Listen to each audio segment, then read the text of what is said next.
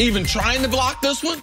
Could that help defense? Oh, much respect for that. That is a great play that I am seeing for the first time this moment. Wow.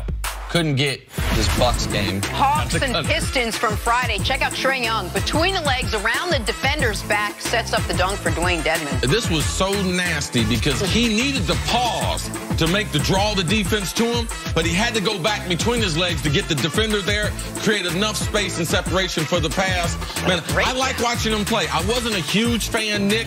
You got me more on his bandwagon. He's had an exciting rookie season. If Luka wasn't playing. Exactly right. It'd be he and DeAndre Ayton competing for Rookie of the Year. He's been really, really good. All right, moving on to Zion Williamson. He missed Saturday's much-hyped game against Syracuse with his now famous knee sprain. The sprain has sparked a national debate. Some say Zion should get back on the court when he's healthy. Others say he should shut it down to prepare for the NBA draft. Coach K said he's not rushing the freshman phenom back out onto the floor. We would never play a kid who's not ready to play, or we would never play a youngster who didn't want to play. And so, you know, it's not about that. It's about he wants to play. You know, he loves being at Duke. He doesn't like being injured. It's not an injury that, it's an injury that you can get over in a shorter period of time. And there's just a protocol that we have to go through to make sure that he's completely ready. And we're not going to rush anything. All right, Nick, let me ask you, do you think Zion should shut it down for the rest of the season? Absolutely, unequivocally not. And this is one of the most ridiculous, to me, manufactured debates and controversies I can remember. He is not a football player. He is not a running back. He does not have a certain number of carries on his body. He also is a guy that chose to go to Duke to play in big games, chose to go to Duke when he was with any other school in the country, he'd be the top recruit for their class. He chose to go to the one place where he was second or third going into it, chose to play for that coach, did all of this eyes wide open because he wants to get better, he wants to play basketball, and he wants to play on the biggest stage. There is no realistic basketball injury Zion Williamson could suffer that causes him to fall out of the top 3. I don't even think fall out of the #1 pick. And if today we found out Duke basketball is mired in a horrible scandal and the program was shut down for the year, death penalty for the season. You know what Zion Williamson would be doing the day he gets cleared by doctors? Playing basketball. Playing pickup ball at the Duke Rec Center. You know what all the best NBA players do in the summer? They go to UCLA and they play basketball. Basketball players play basketball year-round. They might take 3 weeks to the south of France in the offseason on some super yacht, and then they're out hooping. Like, what basketball players shut it down to protect? It's never happened because it's so different. The injury risk is different than the other sports. The financial guarantees are different than the other sports. And the need to improve on a day-to-day basis, that's consistent with the sports, and he's got a great opportunity to do it. When I talk to a lot of coaches, the top coaches, and one of the things that they really don't like about this generation of athlete and their parents or people handlers is that everyone has just forgotten about the process of developing a hooper, a football player, tennis. Everyone just wants the quick microwave express get there. Do you realize how good he's gotten in the last 2 months playing basketball at Duke? Because when you decide to go to Duke, not only the recruiting things, yes, they're available, but look at his other options, all right? He couldn't go to the NBA. He could have went to the developmental league, right? So what kind of medical staff do they have there? You think it's better than Duke and the pristine Duke hospitals and all that? What about the USA basketball? It's been under the leadership of what coach? Coach K. For how many years?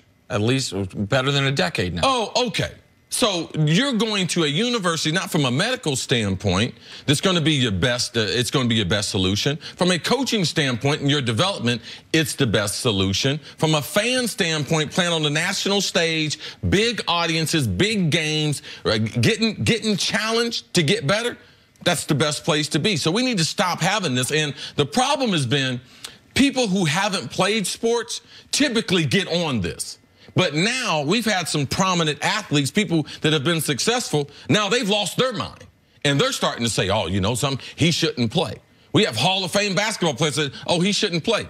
That player's wrong because they forgot about their development and how critical it was at this stage of their career. He does not have a jump shot. He does not have an intermediate game. All those things need to be developed, and they'll be developed best playing for Coach K and playing for Duke. So I'm with you. This is an idiotic conversation, debate to have.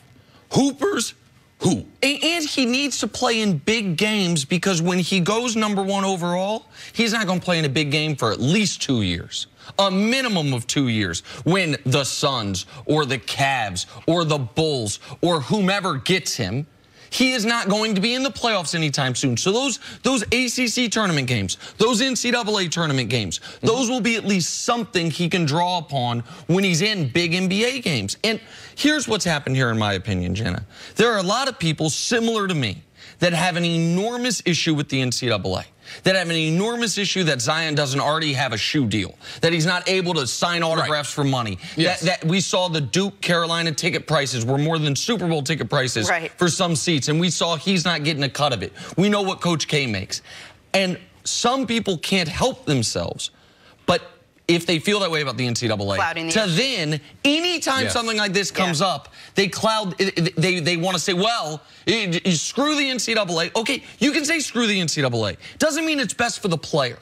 Zion Williamson was not considered a top 3 pick before this season started. He has now made himself the unanimous #1 pick that people say you would trade him for Anthony Davis straight up. Maybe you'd rather have Zion.